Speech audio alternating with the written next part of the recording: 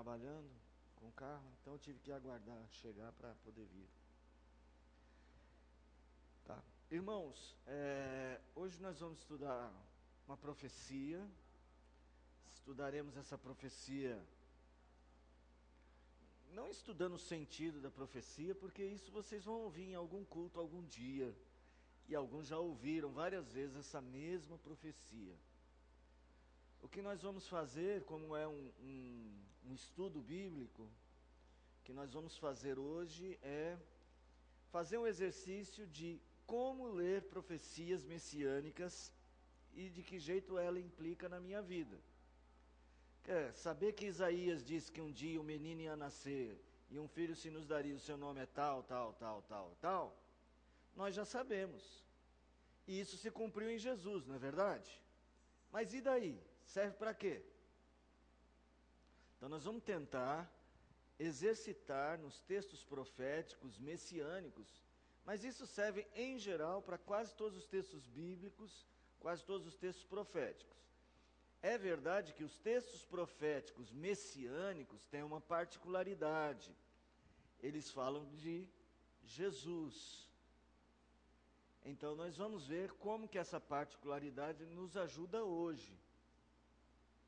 Então, seria muito repetitivo se simplesmente a gente pegasse Isaías 9, de 1 a 7, e reproduzisse a mensagem.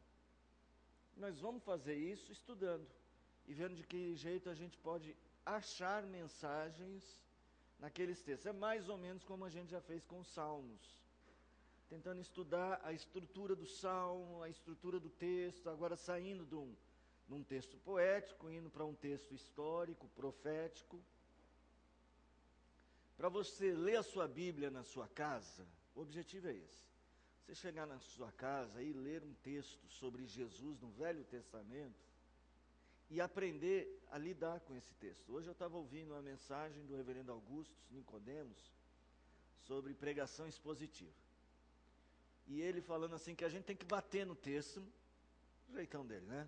Tem que bater no texto no sentido de espremer o texto, manusear o texto, de tal maneira que saia dele um fruto para nós. Porque ler a Bíblia só por ler, ou ler a Bíblia para inventar mensagens pessoais também não resolve, porque a gente quer tanto às vezes ler alguma coisa que, eu preciso que Deus fale comigo esta noite, né? Então eu vou abrir a Bíblia. Antigamente a gente tinha caixinha de promessas, os mais novos nem sabem o que é. Você sabe o que é? Não tem ideia, né? Mas você sabe. Não sabe. Não sabe. Sabe, Sueli? Nós sabemos, né? O que era a caixinha de promessa? Era uma caixinha que tinha versículos bíblicos assim, variados. Aí você ia lá e pegava um versículo bíblico e lia. Aquela era a sua leitura da Bíblia. E eu lembro que eu fiz muito isso quando eu era mais novo, da idade da Laila, da idade da Aline, né, da idade do Lucas, da idade de vocês, né? E eu achava que aquilo eu estava lendo já a Bíblia, mas na verdade eu lia muitos versículos fora do contexto. Na verdade estava lendo os versículos no meu contexto, e não no contexto da Bíblia. Isso leva a gente a tomar, como fala, não medidas, né? Mas a tomar lições que não estão exatamente ali. Conta a história, isso também meu professor contou, que um pastor foi visitar os membros da igreja dele, uns membros estavam faltando, né? E ele apareceu no portão, tocou a campainha, de repente ele percebeu que alguém atrás do portão olhou aquele olhinho ali, né? E viu que era o pastor e correu. E não abriu a porta. O pastor resolveu no domingo dar uma lição, né? E chegou para aquele irmão e falou: eis que estou à porta e bato. Se alguém abrir a porta para mim, entrarei e cearei com ele, né? Apocalipse 3. Aí o membro da igreja, muito esperto, respondeu assim: Gênesis 2:11. Vi que o Senhor estava se aproximando, como estava nu, me escondi.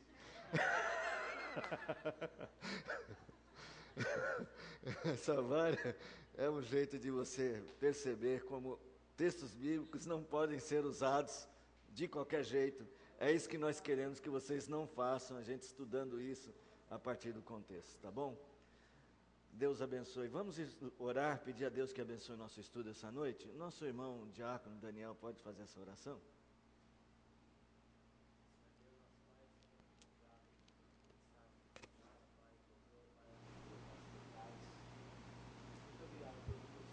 Feito, ó Pai, nas nossas vidas, ó Pai. Obrigado, Senhor. Seja com o pastor agora, Pai, na mensagem.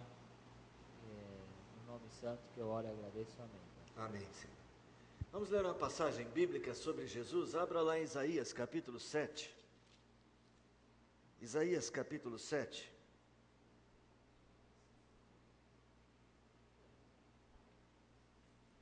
Natália, você separou alguma música para a gente cantar, Natália? Logo após essa leitura, tá bom? A partir do verso de número 10, nós temos a palavra de Isaías com o rei Acás. Nós vamos falar desse Acás já já. Não por acaso, vamos falar do Acás já já. E continuou o Senhor a falar com Acás, dizendo: pede ao Senhor teu Deus um sinal, quer seja embaixo, nas profundezas, ou em cima, nas alturas. Então disse o profeta, Acás, porém, disse: não o pedirei, nem tentarei ao Senhor. Então disse o profeta: ouvi agora, ó casa de Davi. Acaso não vos basta fatigardes os homens, mas ainda fatigais também ao meu Deus? Portanto, o Senhor mesmo vos dará um sinal. Eis que a virgem conceberá e dará à luz a um filho, e lhe chamará Emanuel. Que quer dizer o que, gente? Deus conosco. Essa passagem tem no Novo Testamento? Tem alguma coisa no Novo Testamento? Onde no Novo Testamento? Onde? Mateus, exatamente. Capítulo 1 de Mateus, é o sonho de José. Tem que lembrar isso, que o anjo chega para José: não temas receber Maria por tua esposa, o que nela tem gerado é do Espírito Santo, o seu nome será Jesus, porque salvará o meu povo dos pecados dele, ele se chamará Emanuel, que quer dizer Deus conosco. É baseado nesse texto de Isaías, a palavra do anjo lá no Novo Testamento. Verso 15, ele comerá manteiga e mel quando souber desprezar o mal e escolher o bem. Na verdade, antes que este menino saiba desprezar o mal e escolher o bem, será desamparada a terra, ante cujos dois reis tu tremes de medo.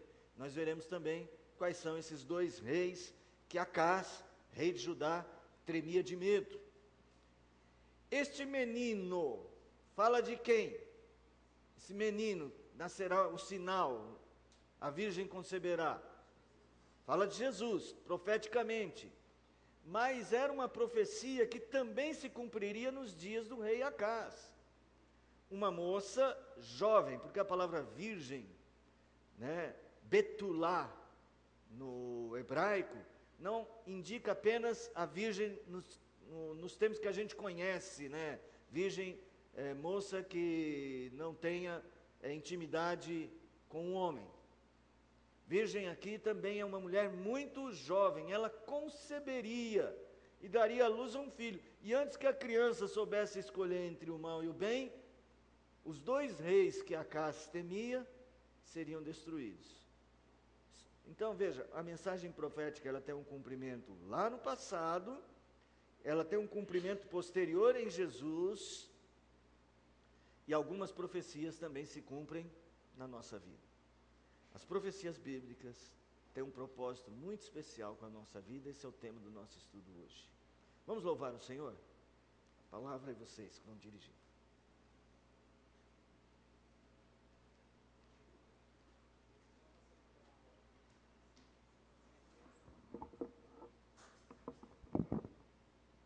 Que bênção.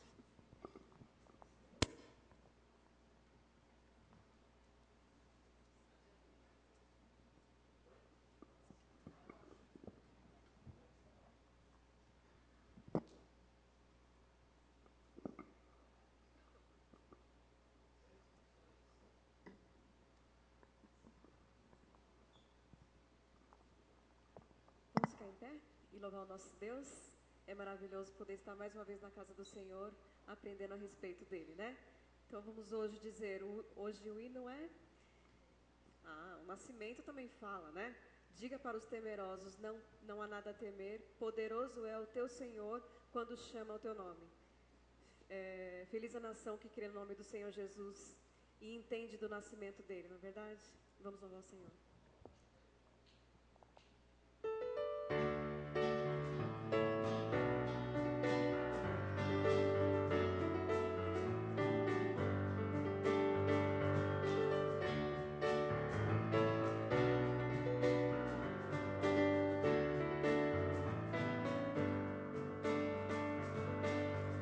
Diga para os temerosos, não há nada a temer. Poderoso é o teu Senhor, quando clama seu nome. Ele então virá. Ele vem pra te salvar. Ele vem para te salvar.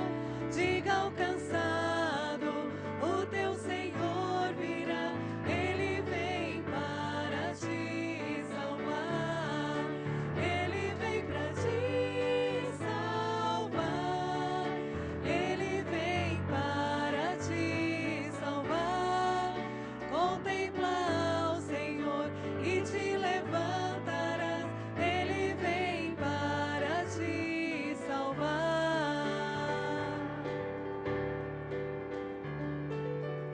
Diga para os abatidos, não percam a fé. Poderoso é o teu Senhor, quando clama seu nome. Ele então virá. Ele vem pra te salvar. Ele vem para te salvar.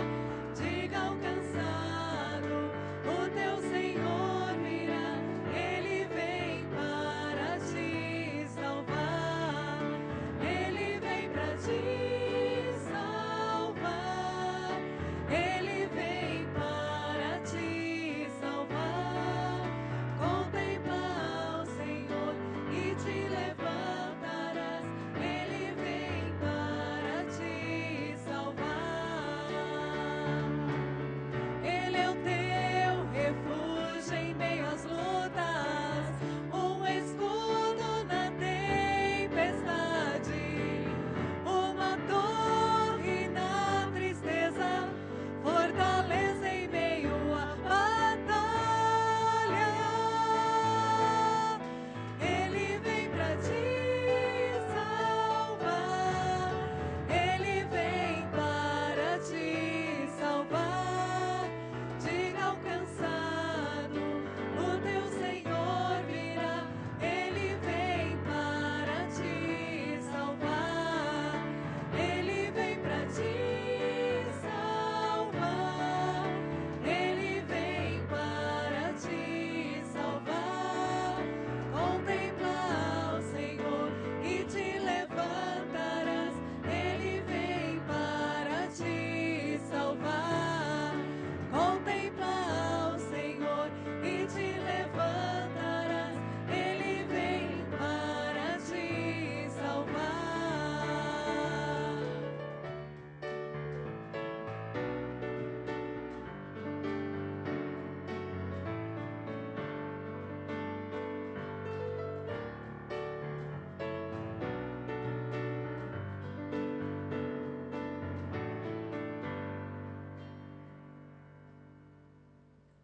Amém. Pode sentar.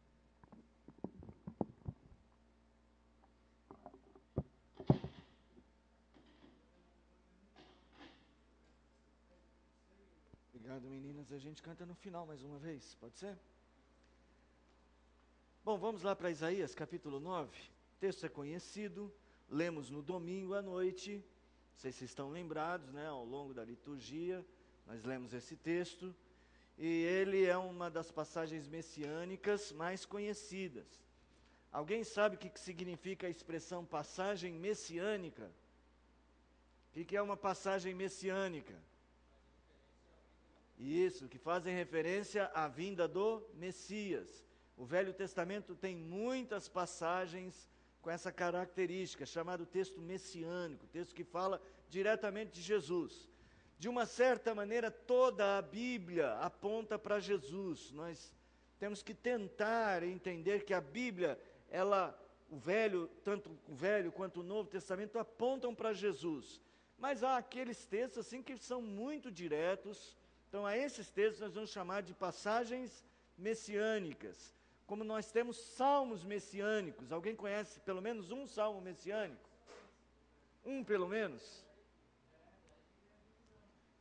Vocês devem conhecer, não é possível. Um salmo messiânico. Hã? Como? O que diz o versículo? Sim, Jesus citou isto. Eu acho que esse daí, será que é o Salmo 22, esse que você está citando? Eu sei que o Salmo 2, mas não, o Salmo 2 é messiânico. Vê o 22, Sueli, se é esse que você está citando.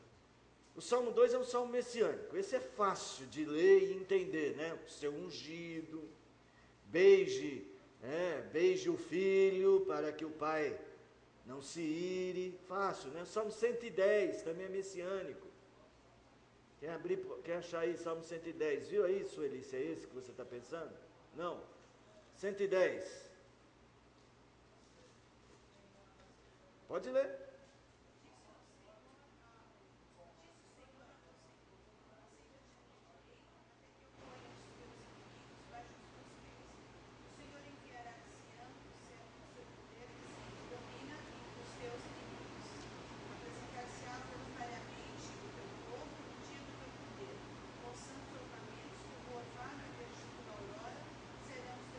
Até aí, só para vocês terem uma ideia, que é um salmo que faz uma referência, e aí a gente interpreta essas referências como messiânicas, apontando para Jesus, ok? Não só salmos, como vários textos, né, bíblicos têm essa característica messiânica. E a profecia de Isaías 9, 1 a 7 é ainda mais direta. Vamos fazer a leitura dessa profecia? Onde está o microfone? Vamos fazer o seguinte, passa assim, ó, cada um lê um versículo. Quem tiver com a Bíblia aí, cada um lê um versículo de 1 a 7 de Isaías 9. Pode ler. Mas para a terra que estava aflita, não continuará a obscuridade. Deus, nos primeiros tempos, tornou desprezível a terra de Zebulon e a terra de Naftali, mas nos últimos tornará glorioso o caminho do mar, além do Jordão, Galileia dos gentios. O povo que caminhava em trevas viu uma grande luz. Sobre os que viviam na terra da sombra da morte, raiou uma luz. Fizeste crescer a nação e aumentaste a sua alegria. Eles se alegram diante de ti, como os que se regozijam na colheita, como os que exultam quando dividem os bens tomados na batalha.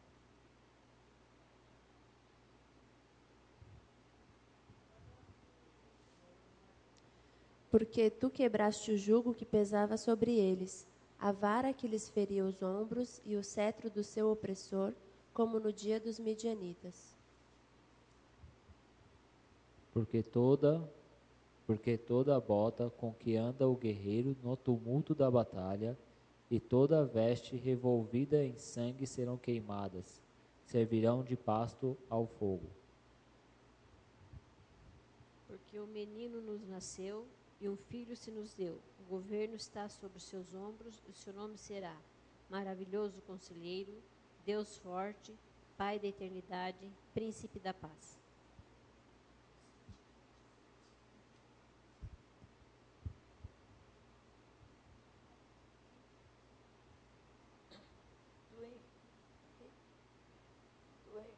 Do excremento. É aí mesmo. É. Do excremento deste princípio, desse principado, da paz não haverá fim sobre o trono de Davi e no seu reino para o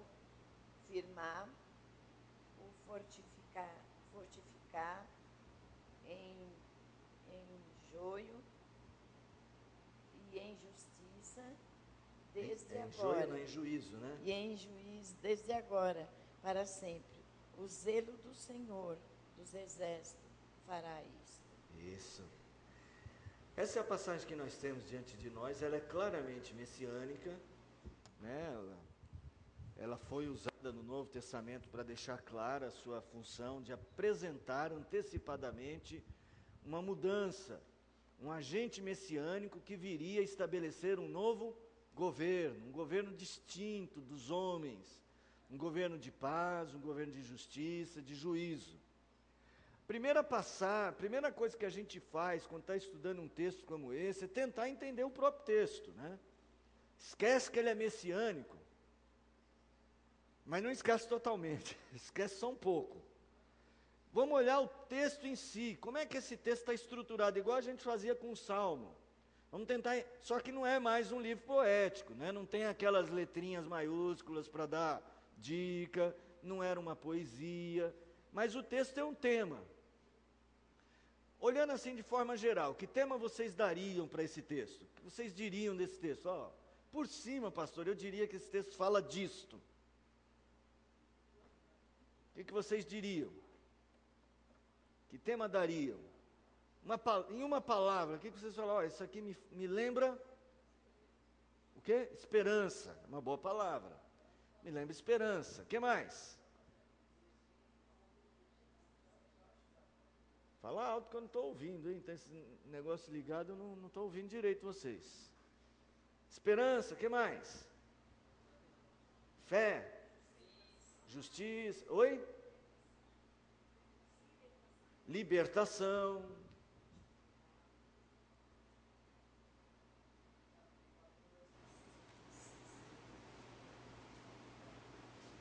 Libertação, justiça, o implantar da justiça, né?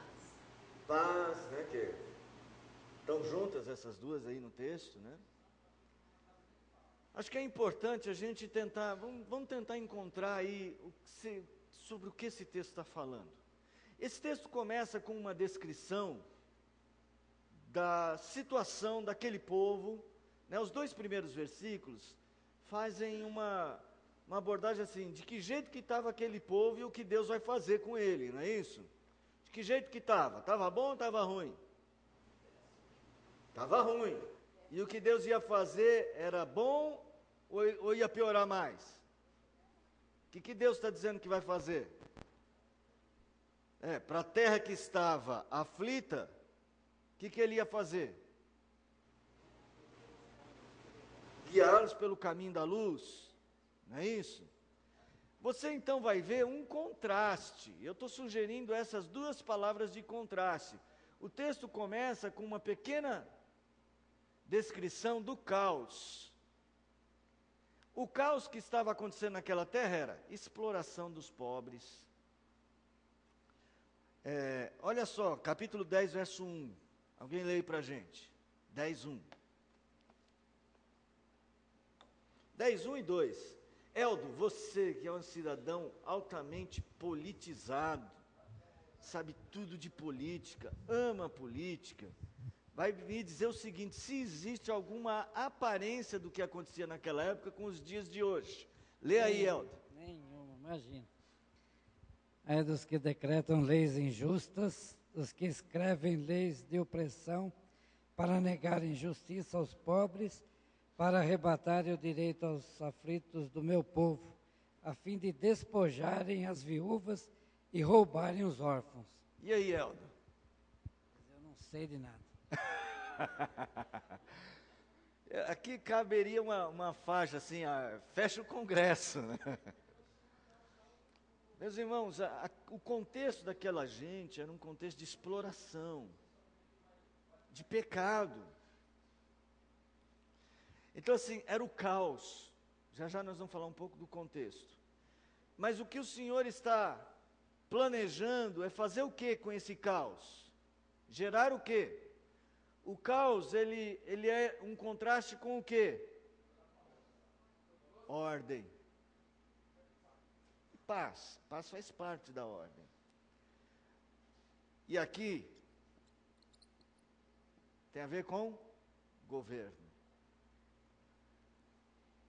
Esse texto mostra a promessa de Deus de governar o seu povo. E por um governo justo. Por um governo cujo resultado não é o caos, o resultado é a paz e a justiça. Então essa é uma profecia em que Deus diz assim, olha, vem cá, o problema de vocês são seus governantes, porque eles decretam leis injustas, eles estão roubando vocês. Lembra o contexto de Miqueias, gente, Isaías e Miqueias, mesma época. Estou falando de Miqueias nos domingos, né, à noite. O povo era roubado, mas assim, dentro da lei, tá? Dentro da lei. Porque eles faziam leis que permitiam os governantes roubar os pobres.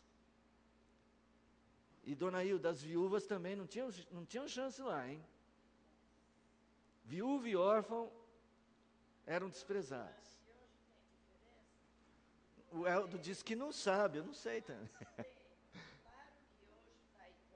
Ou pior, não sei.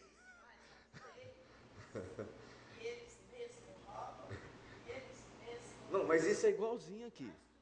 Igualzinho. Então, veja, irmãos, para você poder entender um texto bíblico para a sua vida, não basta você ler o versículo, você, já li o versículo, um menino nos nasceu, um filho se nos deu, o governo está sobre os seus ombros, seu nome será maravilhoso conselheiro, Deus forte, Pai da eternidade, príncipe da paz. Ai, louvado seja o Senhor. Não, peraí, o que isso quer dizer? O que Deus está propondo para mim ao dizer isto? Não é só uma coisa, porque a gente lê o versículo bonito e já fica feliz, né? É só ler um versículo bonito e a gente já fica feliz. Vocês querem ver, vocês ficarem felizes? Abre aí, Isaías 25. Eu gosto desse versículo de Isaías 25.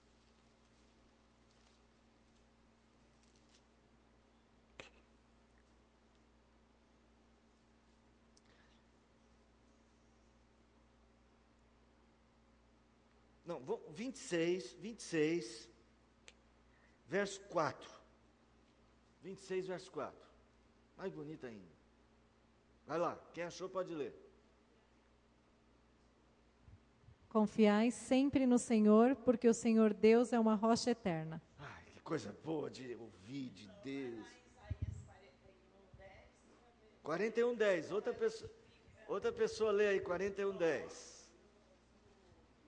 Tá, aí você faz, puxa, li uma passagem linda, um versículo para eu ler todos os dias, mas espera aí, esse versículo quer dizer o quê? Vai lá, senão vocês vão citar Gênesis 3:11 para o pastor, né? Vai lá, lê aí, Jane.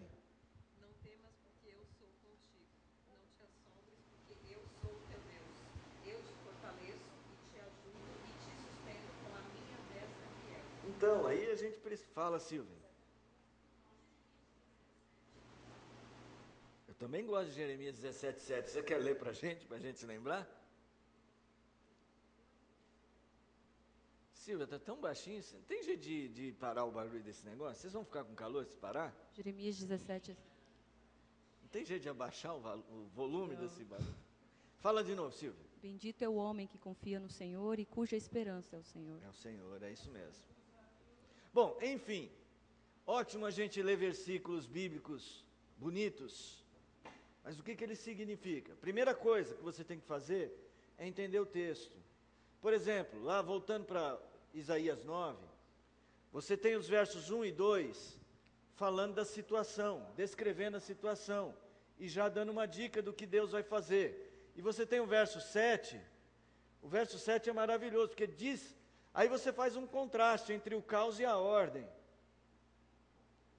entre o governo dos homens e o governo do Messias. E Deus está dizendo, eu vou fazer isso através de alguém, do Messias. Só que aqui, entre o versículo 1 e 2 e o versículo 7, nós temos os versos 3 a 6, que vai dizer como. Como Deus vai mudar isso nisso. É assim que o texto está dizendo. E como vai ser?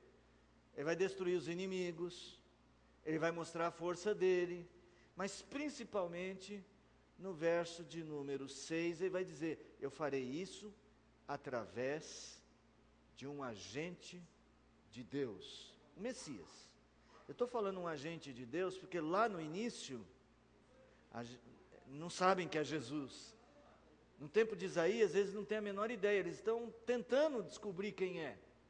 As profecias estão dando dicas. Por exemplo, se juntar essa daqui com Miqueias, eu já vou saber que ele vai nascer em Belém, que ele vem de Belém. Se eu juntar essa aqui com o capítulo 11, eu sei que é da raiz de Jessé. Então é um descendente de Davi. O que eles pensaram? Vai surgir um rei, porque é um governante. Se é um rei, você vai abaixar? O pessoal não quer ficar com calor, hein? Ai, que bom. Que isso aqui, olha que paz. Tinha que vir alguém para trazer paz sem fim a esse estudo. Né? Então, assim, nós precisamos ir juntando esses textos. Então, o texto fala sobre a mudança do caos para o governo através de uma pessoa, e nós vamos ver aqueles nomes dessa pessoa: maravilhoso conselheiro, Deus forte, Pai da eternidade, príncipe da paz. Tá bom? Outra coisa que é bom, que ajuda a gente a entender, segundo passo, tentar entender o contexto da passagem. O contexto histórico, o contexto mesmo ali da Bíblia, né? Tentar entender o contexto. Vou tentar resumir, vocês lembram? Exploração do pobre. Exploração política, social, um caos social. Havia um caos religioso também. Por quê? Isso não era um problema só da política, era um problema também no templo, o que seria para nós um problema na religião, na fé. O que estava acontecendo na fé? Os crentes estavam vivendo como se pudessem enganar a Deus. Uma coisa era o que eles faziam lá no templo, outra coisa é o que eles faziam no dia a dia.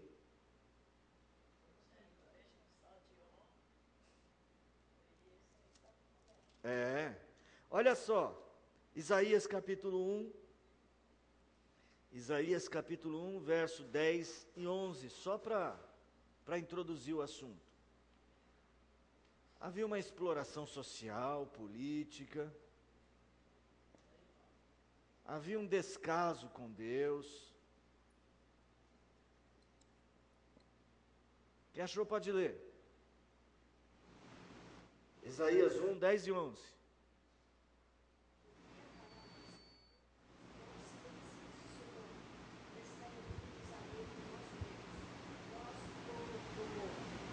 De que me serve a mim a multidão de vossos sacrifícios, diz o Senhor. Estou farto dos holocaustos, de carneiros e da gordura de animais cevados, e não me agrado do sangue de novilhos, nem de cordeiros, nem de bodes. Lê o 12 também, assim a gente... Quando vindes para comparecer perante mim, quem vos requereu o só pisardes os meus átrios? Por que Deus está tão triste com o seu povo? Eles não estavam indo na igreja, né? Vamos usar a linguagem de hoje. Eles não estavam indo na igreja? Não estavam fazendo o que tinham que fazer? Mas estavam tentando enganar Deus. Oi? Sepulcros caiados. Verso 16. Lavai-vos, purificai-vos, tirai a maldade dos vossos atos de diante dos meus olhos, cessai de fazer o mal. Aprendei a fazer o bem, atendei a justiça, repreendei o opressor, defendei o direito do órfão, pleiteai a causa das viúvas. Não era um problema só que os governantes estavam pecando. Havia pecado em todo o povo. Então, no final, não era só um problema político. O problema tinha uma raiz mais profunda. Era um equívoco religioso, espiritual. O problema é que aquele povo estava longe de Deus. Quando a gente olha para uma nação, bom, alguém citou aqui, não sei quem foi você, na hora do cântico. Feliz a nação? Feliz a nação cujo Deus é o Senhor. E a nação cujo Deus não é o Senhor? O que é de se dizer dela? No mínimo, infeliz. No mínimo. Desgraçada é a nação.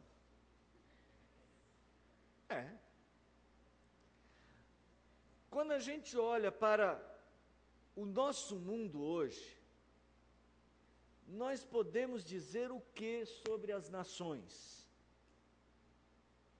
Podemos dizer que o versículo, feliz é a nação, o povo cujo Deus é o Senhor, nós encontramos algum modelo hoje assim? Será que existe? Deve existir algum país melhorzinho, será que não existe, gente?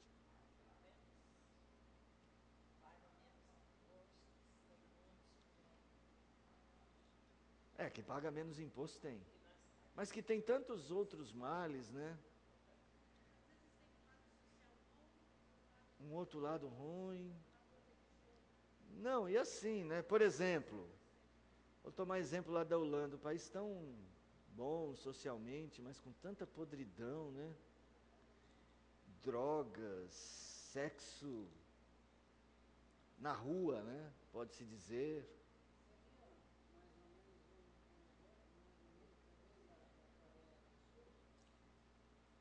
Verdade, Eldo, um bom exemplo seu. A Coreia do Sul, um dos países que mais sofreu mudanças nesses últimos 50 anos, que saiu de uma condição de pobreza para ir para um primeiro mundo.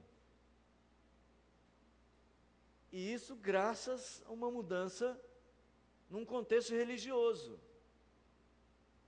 Bom exemplo, Eldo, ainda bem que você veio hoje.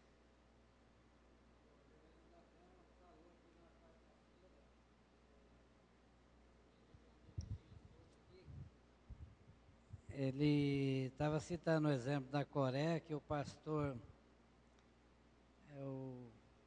lá de Pinheiros, né, eu esqueci o nome. Arival. O Arival veio de lá e veio entusiasmado, né, veio deslumbrando lá da Coreia, porque nunca viu, né, como o evangelho cresce, que bênção que está lá, a igreja reunida lá, 10 mil membros numa igreja, outra 30 mil.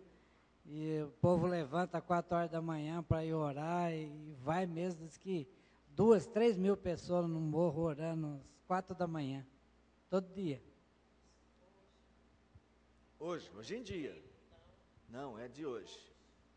O que eu digo para vocês assim, quando a gente olha para essa profecia, o que nós vemos é uma proposta de mudança nesse sentido. O povo deveria entender que os males que estavam acometendo o próprio povo não tinham origem apenas no problema político. Havia um problema espiritual enfermando a nação, adoecendo o povo. Era um problema cultural, de uma cultura que estava sendo construída sem Deus, longe de Deus. Então o povo ainda ia para o templo, porque isso ainda fazia parte da sua cultura, mas aquilo já não tinha mais o mesmo sentido. Engraçado que a proposta, o jeito que Deus se refere ao povo é povo de Sodoma, príncipes de Gomorra. Isso não é uma acusação, que seria equivalente hoje, né? Essa é uma igreja, essa igreja parece, não se escandalize, essa não. Esse povo parece o povo da luz vermelha, casa de prostituição. Seria equivalente dizer algo pior que isso. Então assim, esse era o contexto dessa profecia. Realmente havia o caos instalado, e o problema do caos é que eles estavam longe de Deus. que é que Deus vai fazer? Qual é a promessa? A promessa é que Deus vai mudar essas coisas, vai transformar essa escuridão que eles vivem em um caminho de luz. Volta lá no versículo 1 e 2 da profecia do capítulo 9.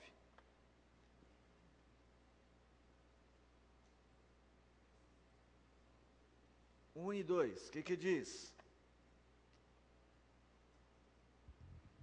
Mas para a terra que estava aflita não continuará a obscuridade.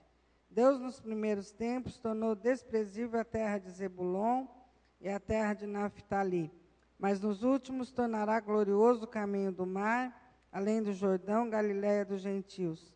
O povo que andava em trevas viu grande luz, e aos que viviam na região da sombra da morte resplandeceu-lhes a luz. O terceiro passo é identificar as aplicações para aquele povo. Então vamos tentar imaginar-nos, nós, vivendo no tempo de Isaías, Dona Hilda, viúva, tinham tomado a casa da Dona Hilda, toda a herança, o outro que era órfão estava desabrigado, a Jane, os filhos, o Henrique, o Edson, perderam as terras, foram vendidos como escravos. Está todo mundo sofrendo. E a gente está com um problema aqui, achando que é um problema político. Aí vem o profeta e fala para a gente, olha, o problema de vocês não é político, o problema de vocês é que vocês estão longe de Deus.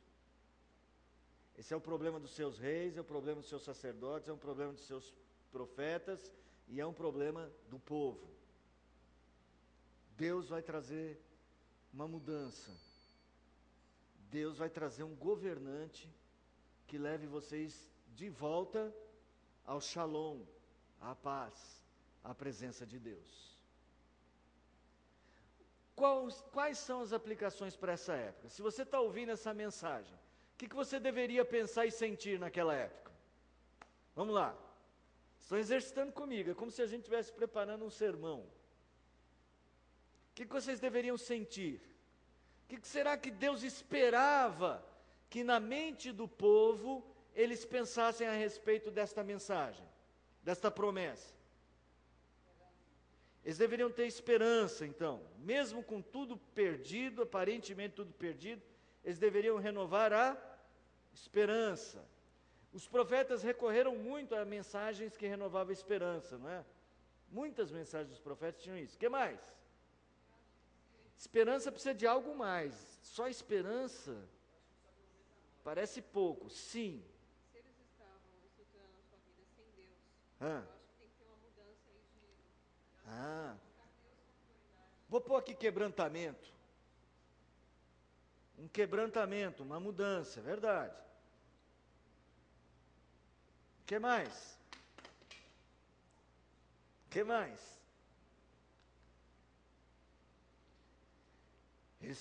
Deus vem e fala assim, o problema é que o pecado de vocês. E aí eles falam, realmente nós estamos no caos.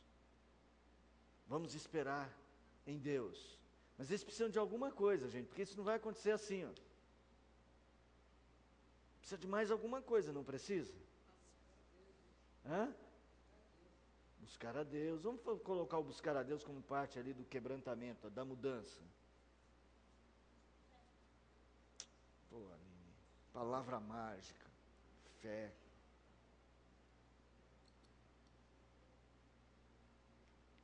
Estão ouvindo um profeta, gente, que está falando em nome do Senhor dos Exércitos. Está dizendo para eles e fazendo uma afirmação, o zelo do Senhor dos Exércitos fará isso. Isso significa, o zelo aí pode também ter umas traduções antigas que interpretam como ciúme. Não sei se tem alguma Bíblia que traz aí lá no verso 7, o ciúme do Senhor dos Exércitos. Ciúme no sentido, Deus não quer o seu povo assim. Deus quer o seu povo perto dele. Deus vai mudar essas coisas. Há um pecado que nós não falamos aí, é bom a gente comentar. Lá no contexto, existe um outro pecado. A altivez do povo. A soberba do povo. era um povo tão soberbo. Quer ver? Abra aí, capítulo 2, verso de número 12, só para vocês verem, que o povo estava apanhando de Deus, Deus estava pesando a mão contra aquele povo e eles se achavam o máximo ainda. Alguém lê? Vai lá, Sônia. 2:12. Porque o dia do Senhor dos Exércitos será contra todo soberbo e altivo e contra todo aquele que exalta, para que seja abatido. Então, assim, esse era um contexto também. O próprio povo, o pecado do povo, da soberba, o afastava de Deus. Eles achavam que iam resolver tudo na força do homem. Por isso, Jeremias diz: maldito o homem que confia no homem. Bendito o homem que confia no Senhor e faz dele a sua força, né? Pastor. Oi. Antes da reforma, né, a gente sabe disso, e o mundo, de um modo geral, vivia um período muito negro, né, muito ruim, acho que a maioria das nações, tudo, não sei. E depois de Calvino mesmo, aí começou uma mudança muito grande, né, tanto que a expansão, o crescimento da Europa todinho começou depois da reforma, né, somente nesses países, Alemanha, Holanda, Inglaterra, depois.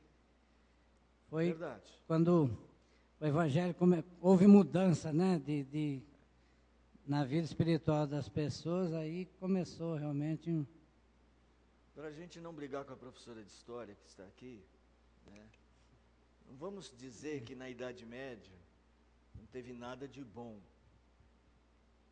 mas nós vamos ver o crescimento de um sistema político, social, bastante opressor, os modelos feudais. Nós vamos ver o domínio dos grandes, imperadores. Nem sempre havia períodos de expansão, mas para tal expansão havia também muita exploração, né? Não foi um tempo muito feliz para a humanidade. Não podemos só dizer que só teve coisa ruim. Com a chegada da Renascença, um período da Reforma ali, você vai ter uma mudança mesmo, em muitos sentidos. E nós crentes entendemos que essa não é uma mudança operada apenas por um sistema filosófico. Mas havia uma construção de Deus na história, permitindo que um sistema filosófico abrisse portas para a chegada da reforma, que é o renascimento, ou a renascença, abrindo portas para a chegada de um movimento bíblico, ou um movimento cristão chamado reforma. Então nós entendemos tudo isso como os versículos 3-6, o caminho para a concretização. Porque a chegada do Messias, a chegada de Jesus, não foi por acaso que se deu na época do Império Romano. A chegada de Jesus acontece na época do Império Romano. Por que Jesus não veio antes? Por que Jesus não veio no tempo ainda deles lá? Porque Deus estava preparando o mundo. Então, algumas coisas bem interessantes. Por exemplo, na época de Jesus, havia uma língua que era praticamente falada em todo o Império Romano e era conhecida do povo. Qual língua que era? Não, o latim era a língua dos homens das letras, não era a língua do povo. O grego, koiné, né, o grego comum. Quando Jesus vem e o Novo Testamento é divulgado, ele é divulgado numa língua que várias nações podem ler, não somente Israel que lia hebraico. E você tem que lembrar que Jesus vem no momento justamente que o Evangelho, aquela mensagem do Velho Testamento, se espalha. Outra coisa, que ajudou muito na divulgação do Evangelho, o governo era romano. E dentro do império, você podia ir para onde você quisesse. Se fosse numa outra época, você não podia passar de um lado para o outro do Mediterrâneo. Então, era o que eles chamavam de a Pax Romana, que dava livre acesso aos cidadãos do reino de trafegarem no reino. Outra coisa que eles fizeram foi importante para o crescimento do Evangelho. Isso aí, atitudes do mundo, que não tem diretamente uma relação com o Evangelho, mas que foi Deus que fez. Foram os romanos que construíram as estradas romanas. Que antes, sem as estradas romanas, para os cidadãos sair de Roma e chegar lá na Palestina, para chegar no mar Mediterrâneo para pegar um navio, era confuso, gente. Atravessar os montes, como é que chama aquela cadeia de montanhas, os Alpes? Os Alpes, né? Não era fácil. Então, Deus trabalha a história em favor do governo do seu Messias. Era isso que Israel estava ouvindo acontecer. Tá? Então, o terceiro passo é tentar entender qual deveria ser a reação daquele povo. E o quarto passo? Qual seria? Qual deve ser o quarto passo? O quarto passo, e talvez mais importante, é tentar entender como que essa profecia serve para a época atual. Mas para a época atual eu vou aplicar as mesmas coisas que eles deveriam ter naquela época. Que eles deveriam ter? Esperança, fé, quebrantamento, obediência ao Messias. Nós vamos pegar todas essas coisas e tentar aplicar para nós hoje. Dá para entender isso? Como é que funciona, então, um texto bíblico do Velho Testamento? Qualquer texto funciona assim. Eu leio, entendo a passagem, tento achar o assunto da passagem, depois vou tentar entender o contexto em que ela foi dita, e quais as respostas da passagem para o contexto. O que o povo deveria dar de resposta a Deus para eles mesmos. Pegar essas respostas e dizer o seguinte: a Bíblia é viva para mim hoje, ela também quer que eu dê as mesmas respostas. Porque no final das contas, o problema de todos nós, seres humanos, de todas as épocas, é o mesmo. É estarmos longe de Deus. E o remédio é o mesmo. É o sangue de Jesus Cristo.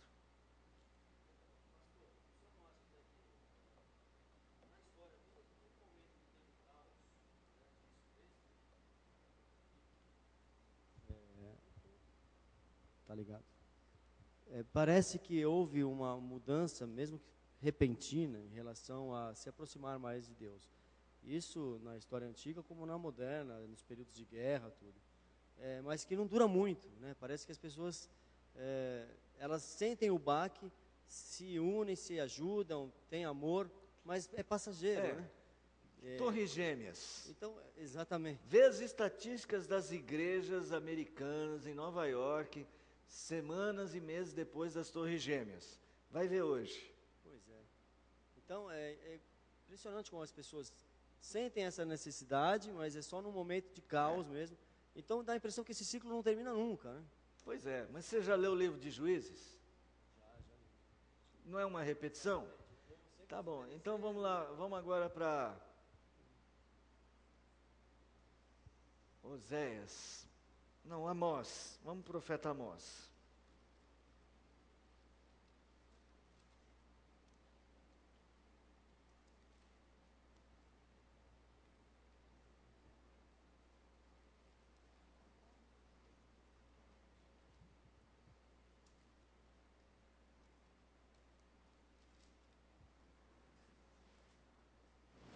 Capítulo de número 5.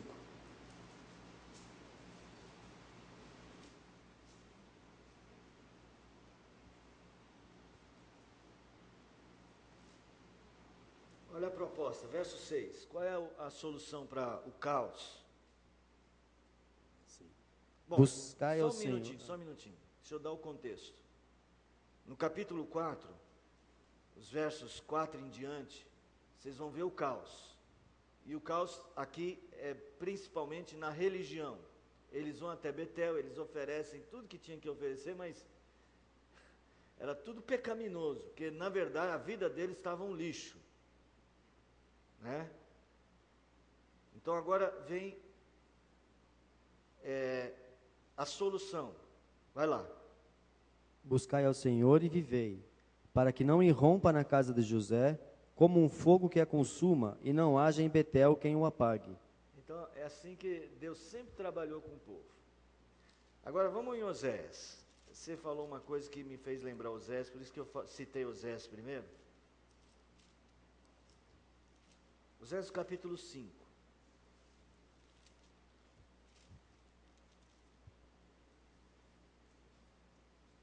Verso 15.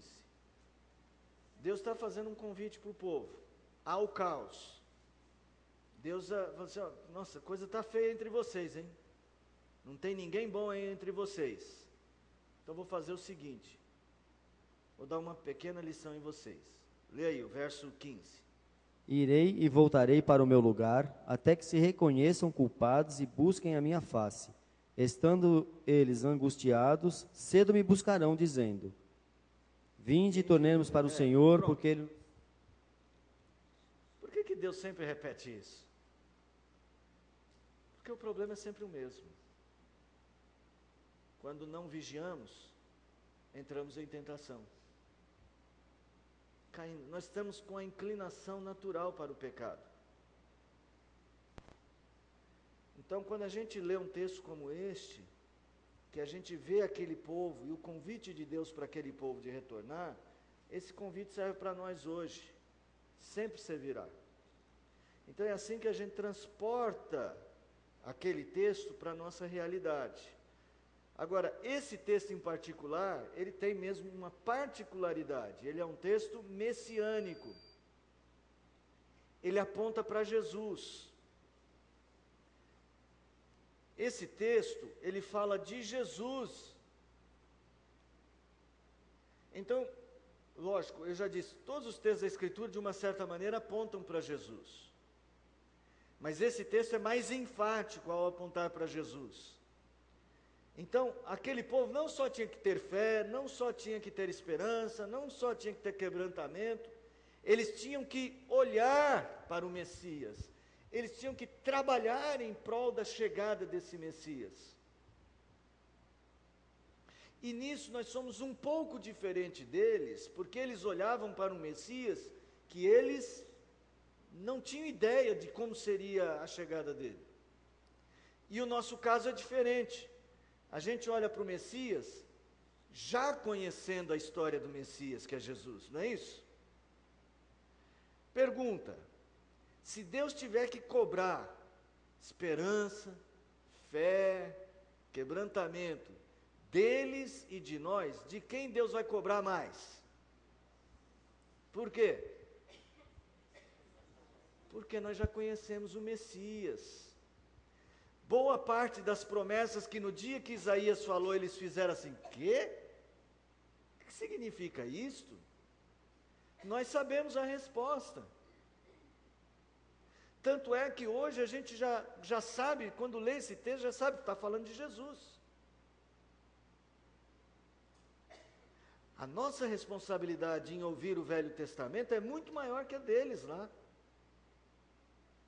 E isso, gente, os escritores do Novo Testamento entenderam claramente a responsabilidade. Abra aí em Hebreus.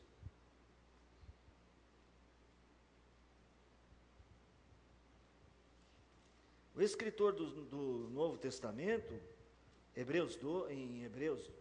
o escritor aos Hebreus, lá no Novo Testamento, lá no capítulo 12, deste livro tão importante para entender tantas coisas a respeito de profecias,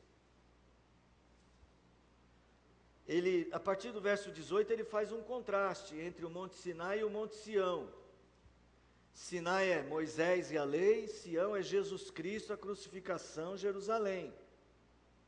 Ele diz que lá no Monte Sião era horrível o espetáculo, trovão, relâmpago, e o povo falava: não quero ouvir Moisés, não quero ouvir Deus, fala Moisés conosco.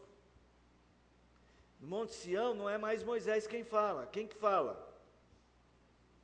Jesus. ele falou, como é que começa? Havendo Deus outrora falado pelos profetas, de muitas maneiras pelos profetas, hoje ele nos fala por seu Filho, por Jesus. Então olha a diferença, ele falava aqui pelos profetas, e aqui ele fala através de Jesus. Então alguém lê aí para a gente o verso de número 25. Tende cuidado, não recuseis ao que fala, pois se não escaparem aqueles que recusaram ouvir quem divinamente os advertia sobre a terra, muito menos nós, os que nos desviamos daquele que dos céus nos adverte. O que é mais sério? Quem que está em maior cobrança? Quem estava ouvindo lá os profetas ou nós? Às vezes eu ouço os crentes falando assim, por que Deus não faz as mesmas coisas que fazia antes, né? Eu ouço gente falando assim, que mais gente ia crer em Deus. Se Deus, por exemplo, mandasse fogo para consumir o holocausto, o pessoal ia ficar impressionado e ouvir Deus.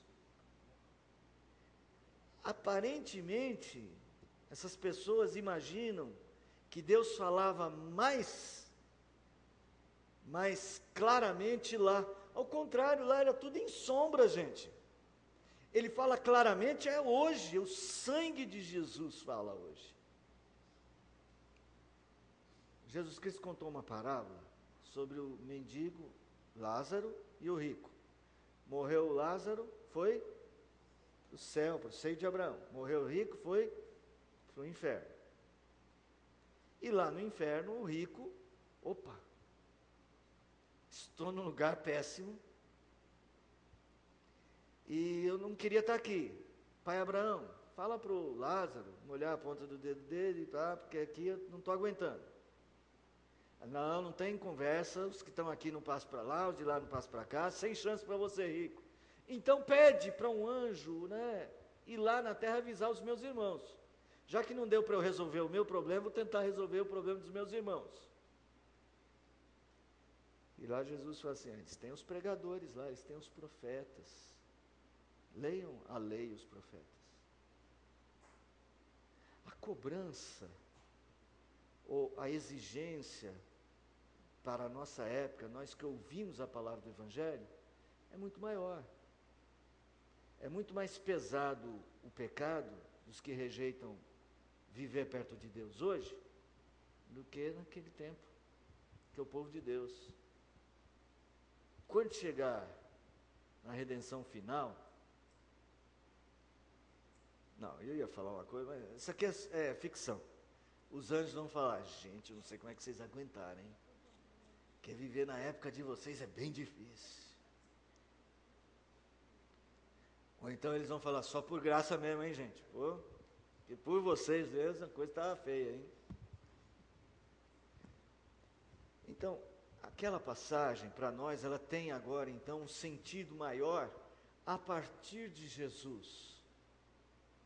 E aí vale a pena a gente estudar aquelas profecias hoje, não só ficando nas profecias, mas olhando aquela profecia, principalmente o que ela fala sobre Jesus.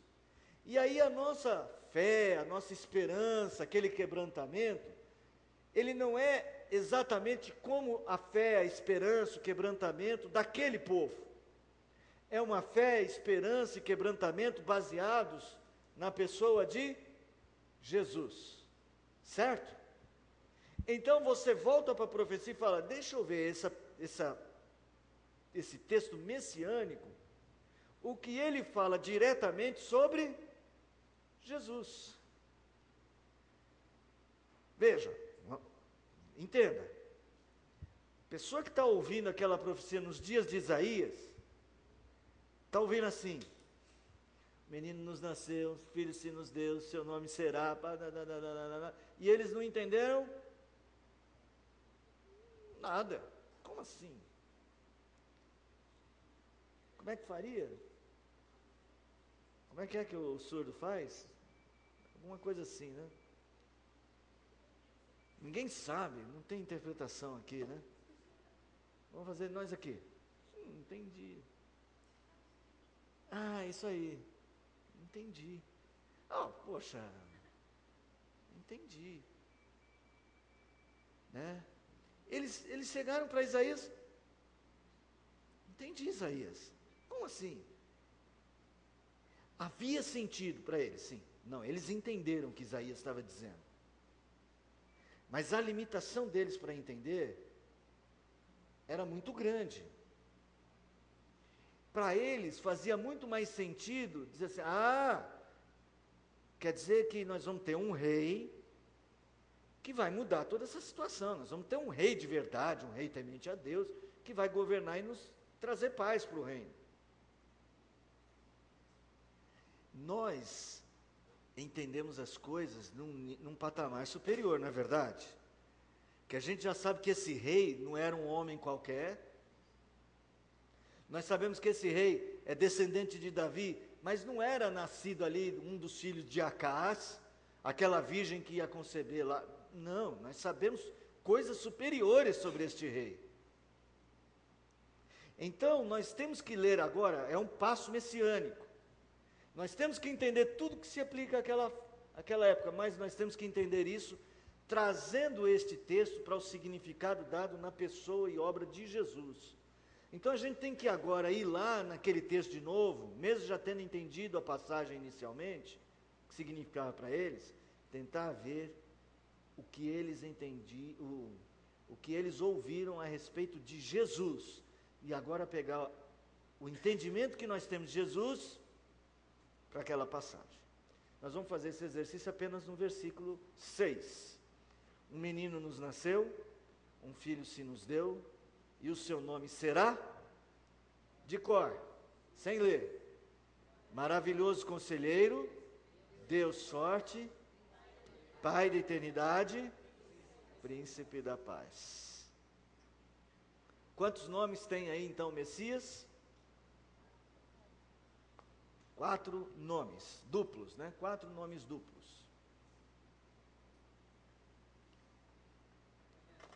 Olá.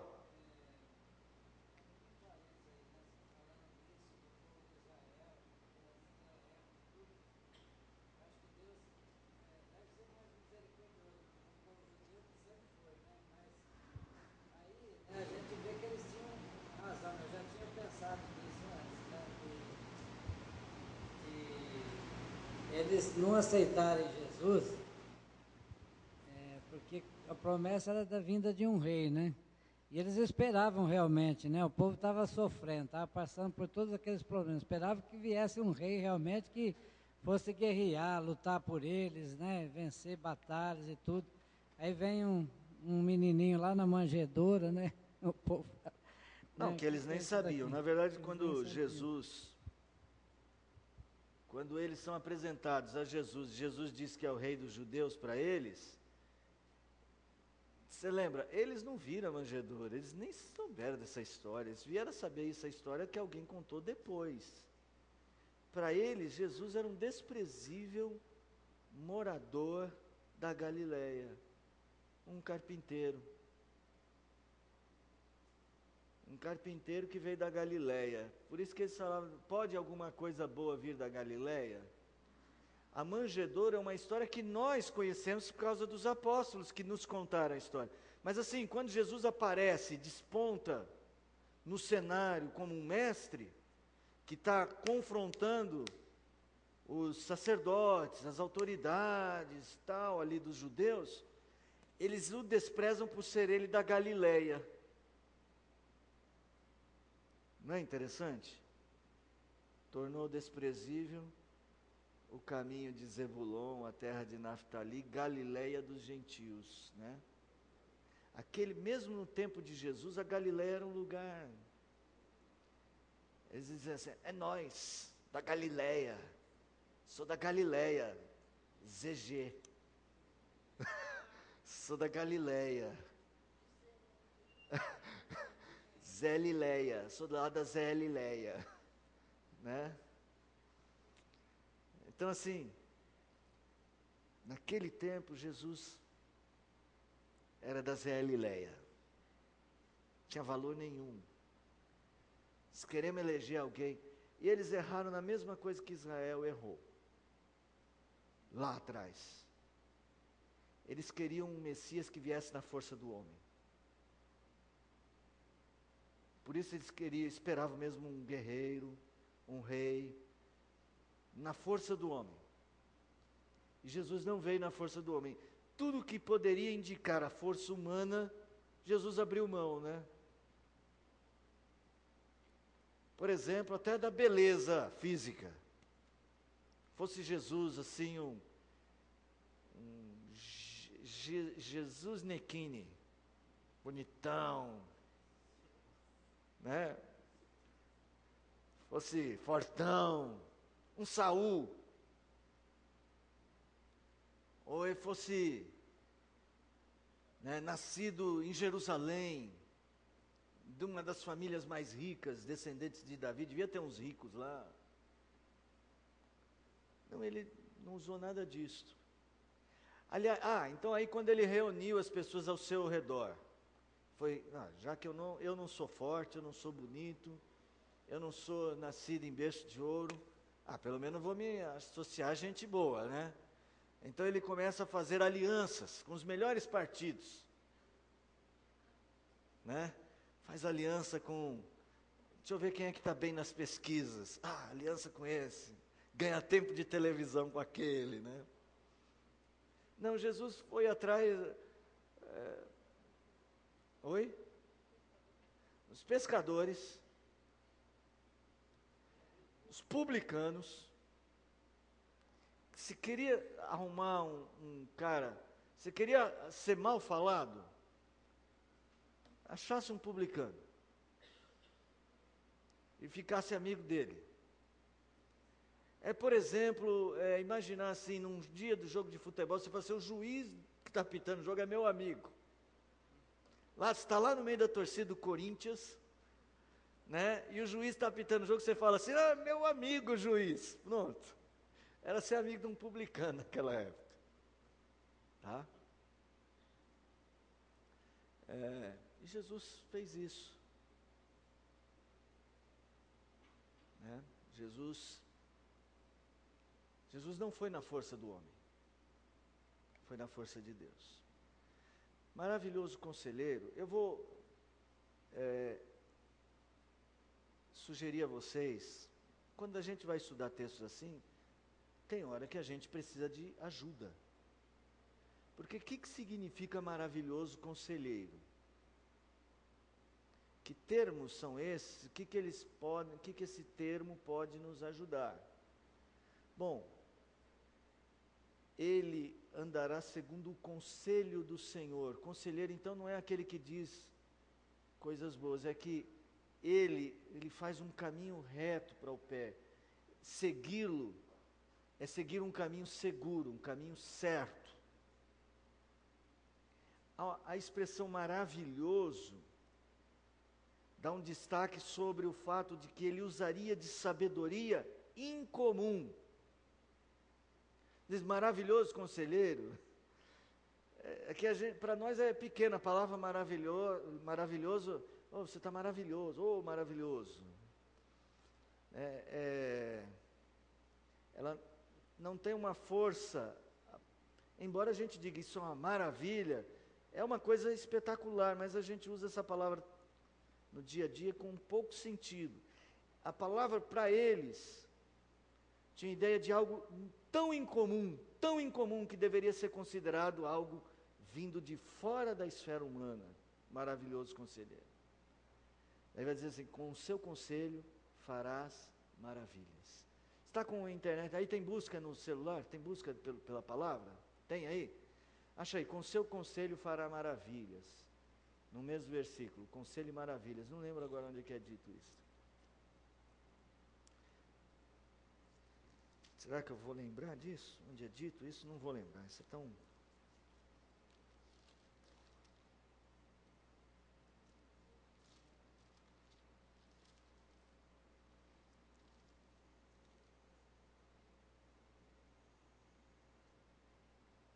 Aqui, sobre sabedoria. É Isaías 29, 14. sabedoria e maravilhas. Veja só. Mas não é esse o texto, não. Mas continuarei a fazer obra maravilhosa no meio deste povo, sim, obra maravilhosa de um portento, de maneira que a sabedoria dos seus sábios perecerá, e a prudência dos seus prudentes se esconderá. Mas não é isso, não.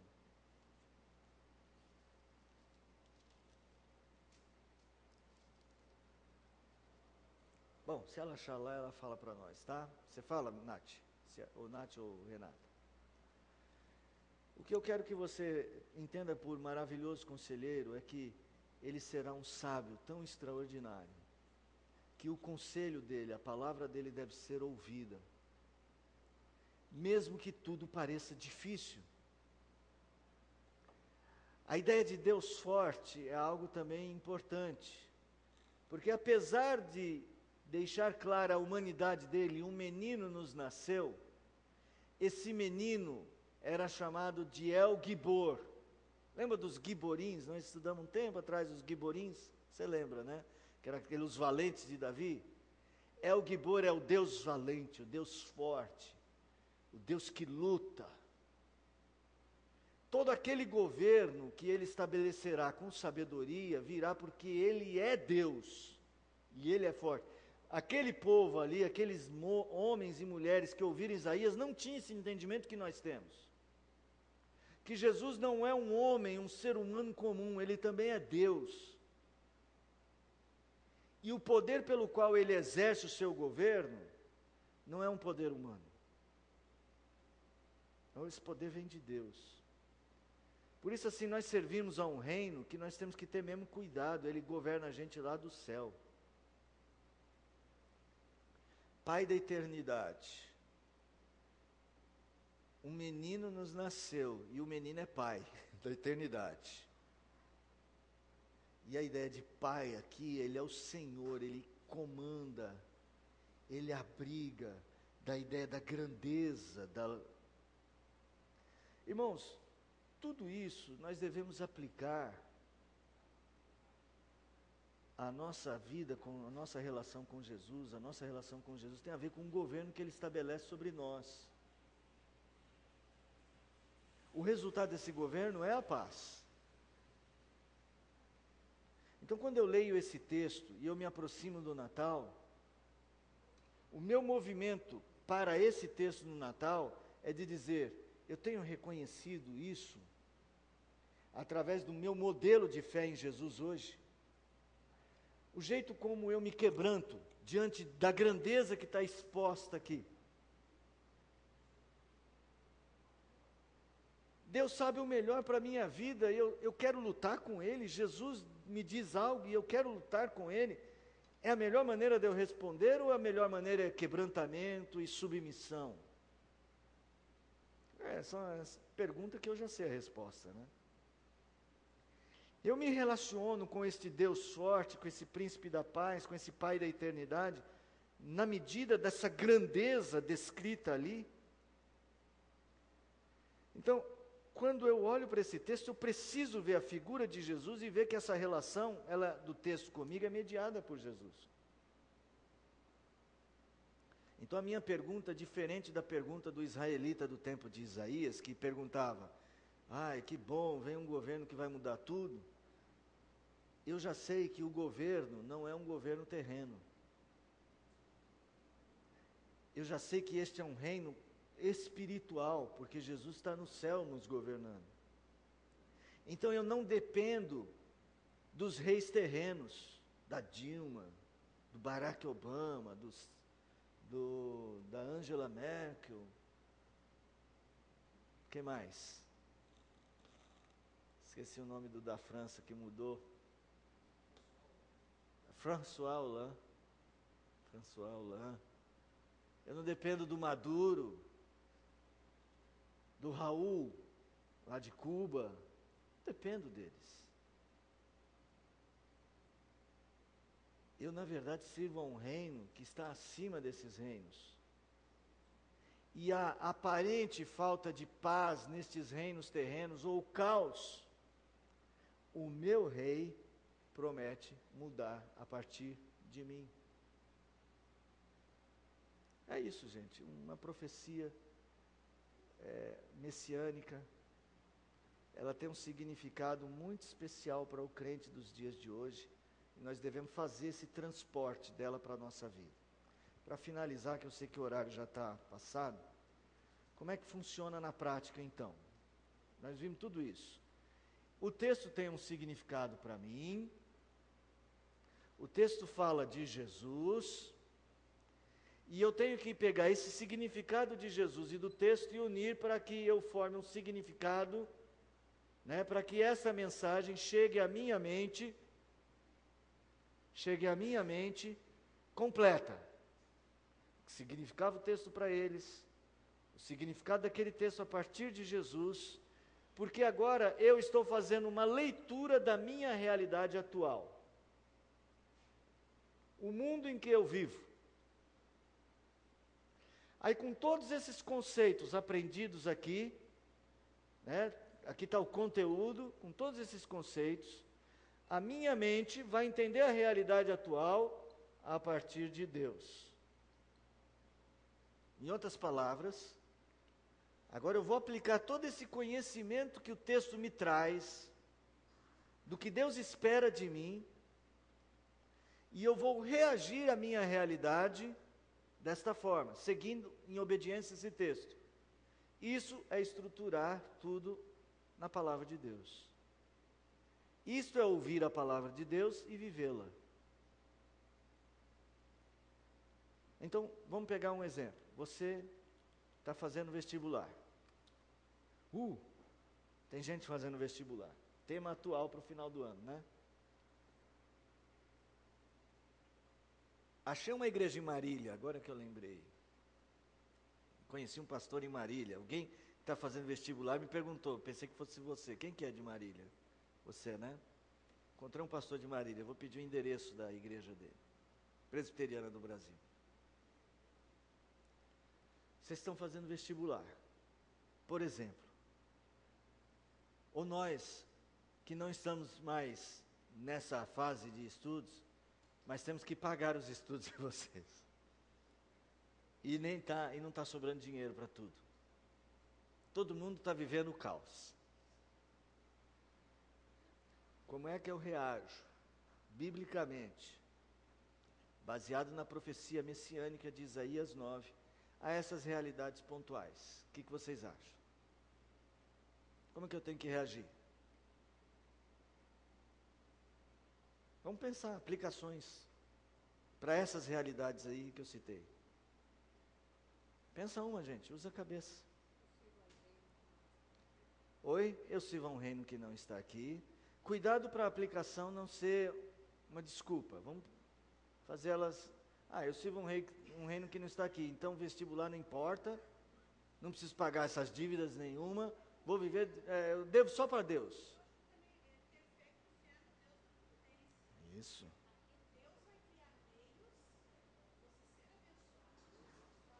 Qual é a promessa do governo? A promessa do governo do Messias sobre a minha vida é instaurar a minha vida num ambiente de quê? De paz. O resultado do governo do Messias na minha vida é um equilíbrio, shalom, de paz. O mundo está acabando, mas a minha mente não está estruturada na paz obtida no mundo. Eu não passei na faculdade top, do top, do top, do top. Passei na FITS, não na top, mas na mais baixa. É a história que Deus me deu? Qual que é o problema dela? Qual que é o problema de não estudar? Vamos falar, dar nome. Estudar na USP, estudar na Uni não passei em nenhuma outra. Para não dar nenhum nome nessa área negativa, né? Oi? É Uni. Não deu certo em nenhuma outra, estou estudando na Uni, não deu certo. Qual que é o problema? O problema social é enorme, pastor. porque eu vou ter uma formação pior, tal. Mas isso está te tirando a paz? Está conseguindo retirar do seu coração a paz que o Messias deveria te dar? Se está, tem alguma coisa errada. Era um desafio para eles, gente. Eu nem contei a história do Acase e dos 2 reis que ele estava temendo, né? Vou deixar para semana que vem. Era um desafio para eles, porque a coisa não estava fácil para eles, não. E eles, por essa profecia, deveriam confiar em Deus. Semana que vem eu conto a história para vocês. Vamos encerrar com a música? Diga aos poderosos, como é que é? Aos temerosos, diga aos temerosos, não há nada a temer. Por quê?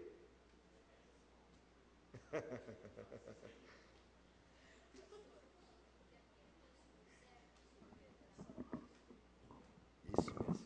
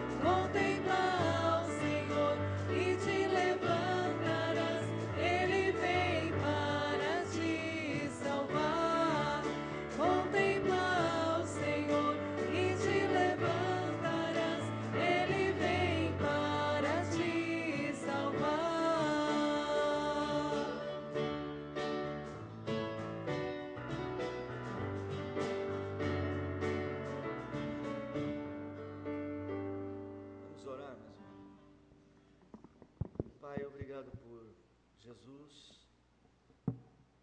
nosso maravilhoso conselheiro, nosso Deus forte, nosso Pai da eternidade, nosso Príncipe da paz. Obrigado por ter nos falado dele e ter transformado o nosso coração para que puséssemos nele a nossa confiança. Ele é a razão, ele é o motivo da nossa fé. Para ele olhamos e queremos permanecer olhando firmemente para ele. Conceda-nos a sabedoria de ler a tua palavra como palavra de Jesus Cristo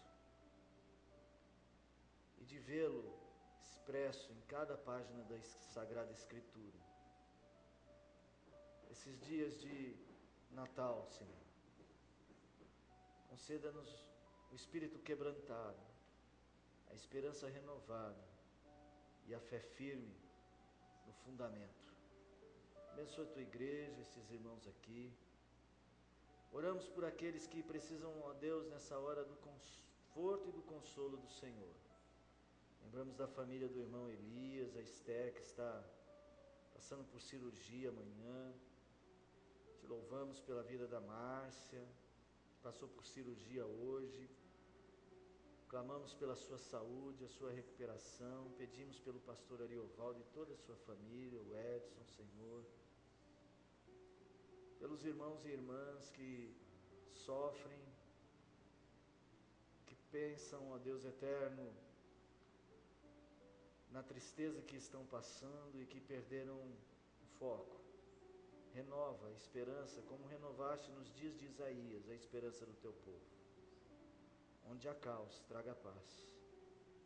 É a nossa oração, nosso pedido em nome de Jesus. Amém. Podem sentar. Muito obrigado, meninas. Vocês acharam que o cântico tem a ver com a mensagem de Isaías? Parece, eu achei. Foi de propósito que a Natália escolheu, eu acho. Foi a Renata que escolheu? Foi de propósito, então. Irmãos, é isso.